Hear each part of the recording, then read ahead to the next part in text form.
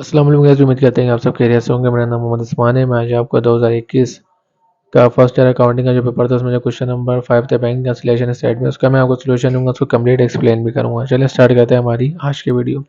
सबसे पहले सवाल कर पढ़ लेते हैं। Comparison of cash book of Imran हमारे associate and the bank statement for the month of April 3 2021 record the following. ठीक है, आपको कंपनी का नाम दिया हुआ है इमरान कंपनी का, और कुछ आपको कंपैरिजन बता रहे हैं कि कैश बुक का कंपैरिजन और बैंक स्टेटमेंट का कंपैरिजन किया गया है अप्रैल की 3 2021 का। और आपको कुछ अकाउंट दिए हुए हैं यहाँ पे। ठीक है, कंडीशन दी हुई है।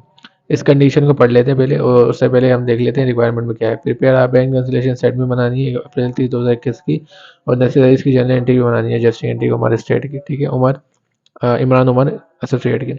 अब इसकी पढ़ लेते हैं या बात कर लेते हैं। बोले बैलेंस पर कैश बुक 6,000 रुपये, बैलेंस पर बैंक स्टेटमेंट में 7,000 रुपये है। चेक डिपॉजिट किया बट नॉट क्लियर 800 रुपये का। चेक इशू किया गया but not yet present for payment 400 रुपये। Bank charges not recorded in cash book 4,000 रुपये। Direct deposit by customer Badar Alam Shah not recorded in the cash book 1,400 रुपये। Rent carried by bank but not recorded in the cash book 400 रुपये। और उम्मीद करता हूँ कि आपको चीज़ें पता होंगी। अगर नहीं पता है तो मैं थोड़ा बहुत एक्सप्लेन कर दूंगा बनाते हुए सोल्यूशन। तो अगर आपको नहीं पता तो सबसे पहले आप याद कर लिए क्या चीज़ें हैं, वरना ये सवाल बिल्कुल सर के ऊपर से जाएगा। ठीक है, पहले बैंक रेजिलेशन की तरफ चलते हैं। इमरान उमर एसोसिएट का कंपनी का नाम दिया था, बैंक रेजिलेशन स्टेटमेंट बना रहे हैं आज अप्रैल 3 2021 की। और 3 कॉलम आपको पता है अच्छे से बनते हैं, डिस्क्रिप्शन का बनता है, कैश बुक का और बैंक स्टेटमेंट का बनता है। सबसे पहले हम बात कर लेते हैं बैलेंस शीट पे। बैलेंस शीट बता रहे हैं कि कैश बुक में 6,000 रुपये हैं और बैंक स्टेटमेंट बता रहे हैं 7,000 रुपये। तो मैंने यहाँ बैलेंस शीट लिख दिया, 6,000 रुपये मैंने कैश बुक में लिखे और बैंक स्टेटमेंट में कितने लिखे, मैंने 7,000 रुपये लिखे। अब कंडीशन में बात कर लेते हैं। कह रहे हैं कि चेक डिपॉजिट करवाया गया है बट नॉट क्लियर 800 रुपये। मतलब हमने चेक डिपॉजिट करा, बैंक वाले ने वो क्लियर नहीं करा, उसको इशू लग रहा होगा, उसने क्या कर दिया, अनक्लियर में डाल दिया। ठीक है, वो जब भी क्लियर करेगा वो चेक आपके अकाउंट में पैसे ही बढ़ाएगा ना। तो जाहिर सी बात है, डिपॉजिट का आपके अकाउंट में पैसे डालेंगे, लेकिन उसने नॉट क्लियर कर दिया तो मतलब ये अनक्लियर चेक है। ठीक है, अनक्लियर चेक आपको अच्छे से पता कहाँ रिकॉर्ड होता है, बैंक स्टेटमेंट रिकॉर्ड होता है। क्यों? क्योंकि अभी तो उसने अनक्लियर कर दिया, लेकिन जब भी वो क्लियर करेगा 1-2 दिन बाद आपके अकाउंट में क्या करेगा, पैसे बढ़ाएगा। अभी तो वो पैसे नहीं लिखेगा। ठीक है, जब क्लियर करेगा उसके बाद लिखेगा ना। तो इसलिए ऐड करेंगे अनक्लियर चेक 800 रुपये। ऐड क्यों करें? क्योंकि डिपॉजिट करवाने हमारे अकाउंट में पैसे बढ़ेंगे, इसलिए 800 रुपये हम यहाँ पे बैंक स्टेटमेंट में क्या होंगे, ऐड हो जाएंगे। फिर बोलने कि चेक इशू किया गया but not presented for payment 400 रुपये। चेक इशू मिसाल के तौर पर आपने क्या करा, चेक बना के दे दिया किसी बंदे को। आपसे कोई बोल रहा होगा भाई यार 400 रुपये दे दे यार मुझे उधार वगैरह ना, आपको किसी को पैसे देने होंगे। तो आपने क्या करा, चेक बना के दे दिया यार आपको, आप होशियार थे, आपके पास 400 रुपये पड़े थे, आपने उसको घुमाने के लिए बोला भाई मैं इसको पैसे तो मैं दे दूं, लेकिन ये बैंक जाके वो चक्कर भी खाए। अब आपने क्या करा, चेक बना के दे दिया 400 रुपये का। अब वो आलसी बंदा वो बोल रहा है यार अबे कौन जाएगा बैंक यार, ये वगैरह वगैरह ना, अब मैं चल जाएंगे 1-2 हफ्ते तक। तो इसका मतलब ये है कि आपने चेक इशू किया गया है तो आपने अपने पास से रिकॉर्ड कर लिया, वो कैश बुक के अंदर आपने रिकॉर्ड करा होगा, लेकिन ये बैंक जब बैंक वाले ने रिकॉर्ड नहीं करा। क्यों? क्योंकि वो प्रेजेंट ही नहीं हुआ बैंक के अंदर। जब वो प्रेजेंट ही नहीं हुआ तो काटेगा कैसे वो बैंक वाला? चेक इशू का मतलब आपके अकाउंट से पैसे जाएंगे, वो जब वो प्रेजेंट ही नहीं हुआ जब भी, लेकिन वो जब भी प्रेजेंट होगा आपके अकाउंट से 400 रुपये तो जाएंगे ही जाएंगे ना।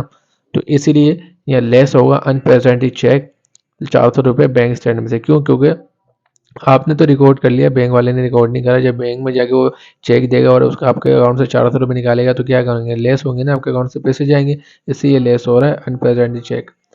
फिर बोल रहे हैं कि bank charges not recorded in the cash book. ये तो आसान है, बैंक ने कुछ चार्जेस वगैरह थे आपने रिकॉर्ड नहीं करें कैश बुक में, तो रिकॉर्ड कर लेते हैं भाई, ज़रूर क्यों नहीं करते हैं भाई, कर लेते हैं। जाहिर सी बात है, बैंक के चार्जेस है तो बैंक आपके अकाउंट से पैसे काट रहा होगा, तो लेस कर देंगे। बैंक चार्जेस कितने, 400 रुपये लेस कर देंगे। कैश बुक से बता रहा था कि कैश बुक में हमने रिकॉर्ड नहीं करा, तो भाई साहब हम कर दिया रिकॉर्ड। 400 रुपये क्या कर देंगे, माइनस क्योंकि बैंक आपसे कुछ चार्जेस ले रहा होगा। Direct deposit by customer Badar Alam Shah not according the cash book 1,400 रुपये। भाई एक डायरेक्ट आपका कोई कस्टमर था बदर आलम शाह, उसने क्या करा, आपके अकाउंट में डायरेक्ट डिपॉजिट करवा दी, लेकिन आपने कहा है कैश बुक में रिकॉर्ड नहीं हुआ। तो और होता भी नहीं है, क्योंकि जाहिर सी बात है वो डायरेक्ट पेमेंट करता है आपके बैंक अकाउंट के अंदर। तो जाहिर सी बात है बैंक वाले ने रिकॉर्ड कर लिया होगा कि आपके अकाउंट में पैसे आए, लेकिन आपने तो रिकॉर्ड नहीं करा 1,400 रुपये।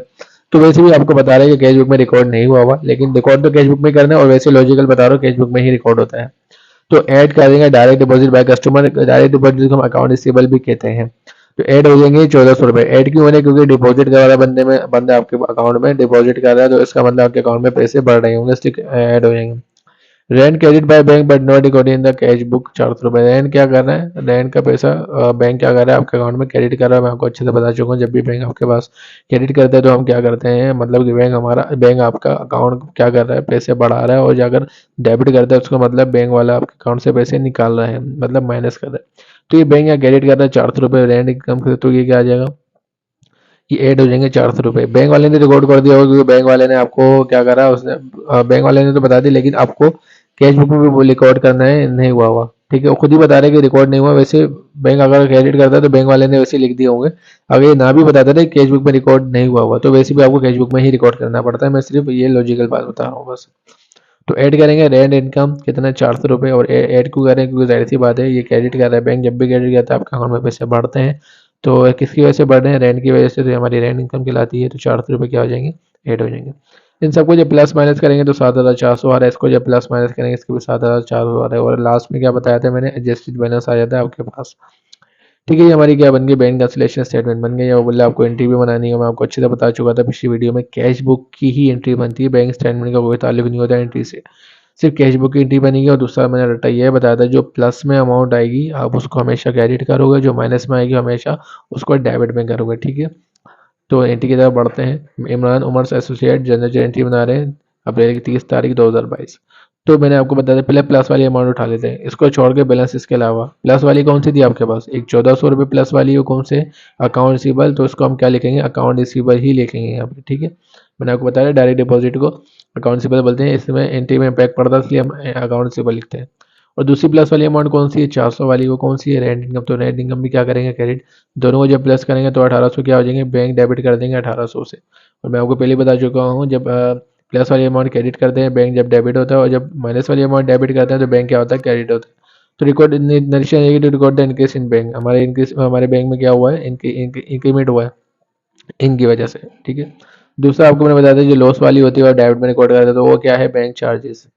तो मैंने यहाँ सर्विस चार्ज लिख दिया, चलो बैंक चार्जेस लिख देना, यहाँ पे सर्विस चार्ज भी सही है, तो बैंक पे सर्विस दे रहा है उसके चार्जेस कर रहे हैं, मैं निकाल रहा है पैसे आपके, मतलब काट रहा है आपके पैसे सर्विस चार्जेस, कितना काट रहा है, 400 रुपये काट रहा है। मैं आपको बता चुका हूँ, जो माइनस वाली अमाउंट होगी उसको आपको कहाँ लेना है, डेबिट में, तो इसलिए मैंने ये बैंक चार्जेस डेबिट में, जब माइनस वाली अमाउंट मैंने आपको बताया डेबिट में लोगे तो बैंक खुद क्या हो जाएगा, क्रेडिट होगा 400 रुपये से, ठीक है। अगर और अमाउंट होती तो प्लस करके हम लिखते हैं, लेकिन अभी एक ही अमाउंट है इसलिए हमने उसी अमाउंट से क्या कर दिया, बैंक को क्रेडिट कर दिया। नरेशन है to record the increase decrease in bank account, हमारे इस वजह से हमारे अकाउंट में क्या हुआ है, डिक्रीज हुआ है, बैंक में मतलब पैसे डिक्रीज हुए हैं। तो इसी तरह ये हमारा सवाल कंप्लीट होता है आज का। तो मैं उम्मीद करता हूँ आपको सवाल अच्छे से समझ में आया होगा, अगर वीडियो पसंद आएगा तो लाइक और सब्सक्राइब जरूर करें और आगे भी शेयर करें। मिलते हैं हमारी अगली वीडियो में, तब तक